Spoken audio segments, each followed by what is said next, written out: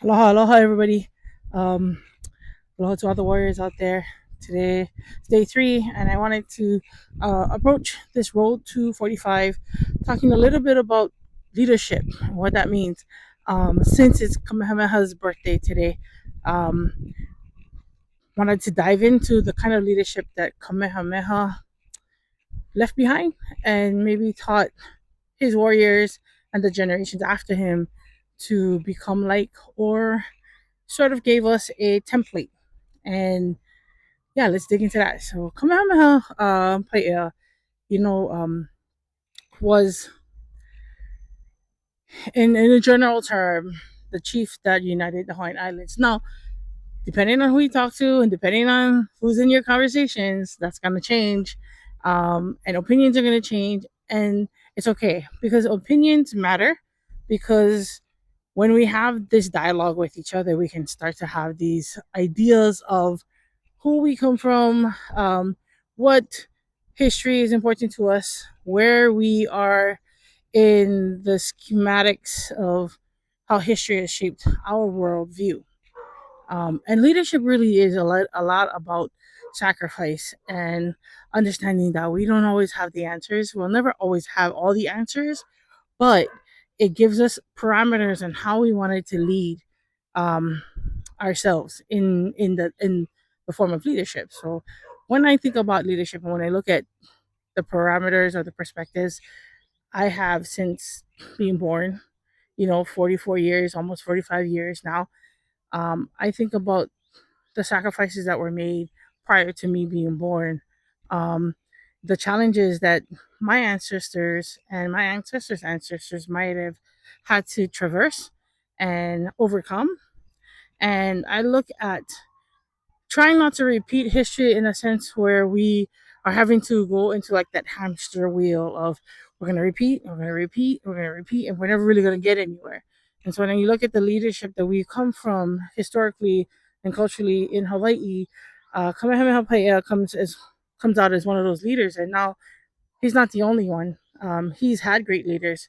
He was led by great men and women, Kane and Vahine, aunties and uncles, Aivahine, Aikane, that have been a part of the the building of who he became as a chief. And then he had to take those lessons and those learnings and figure out and navigate through his lifetime what it meant to become that warrior.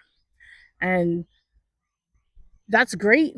It's an opportunity for us to look back, but also we have to learn real quick that our leadership skills are determined by how we see ourselves in the world. And not all the time we're going to make the right decisions. In fact, we're going to make more wrong decisions than we're ever going to make right decisions. But those wrong decisions are going to lead us down to a space where we're going to be able to say, I learned from that. And because I learned from that, I can do this. And because I learned from that, I have the ability to make sound decisions, right? Decisions that take a little bit of time to meddle through. Am I going to lean this way? Am I going to lean that way? What is the outcomes that we're looking for? What are the benchmarks that we're figuring out along the way? And those things are important because as we look through leadership and as we look through that lens of leadership, we really have to think about what is the end result that we want. And we also got to know that not everything that we seek is going to be what we actually truly expected. And so expect the unexpected when we make those leadership decisions, but also know that you got to kind of stick to it. Not everybody's going to agree with your leadership style. Not everybody's going to agree with your background in the leadership that you have. So my suggestion and my advice would be keep one foot grounded as much as you can, leave the other foot willing and ready to pivot when needed. But stand firm in your convictions and what you believe in, and hold steadfast to those things because those lessons in life is going to be the reason why you are who you are, and how you lead is going to be determined by all those other leaders that came before you, regardless if other people think that they're leaders or not. So again, I go back to Kamehameha and Ha'olilaha now to Kamehameha. But yeah, but he's one of the very many in our cultural and our history as Kanaka Maoli that have become great leaders based on the actions and sometimes inactions that he has had and the impact that he has left behind on all of us. So always keep aloha in your heart. No matter where you go, always keep aloha in your heart, because if you keep aloha in your heart, you always have aloha to share with the world. And again, aloha is going to save the world 1% at a time. So you guys take care. Aloha and ahui ho.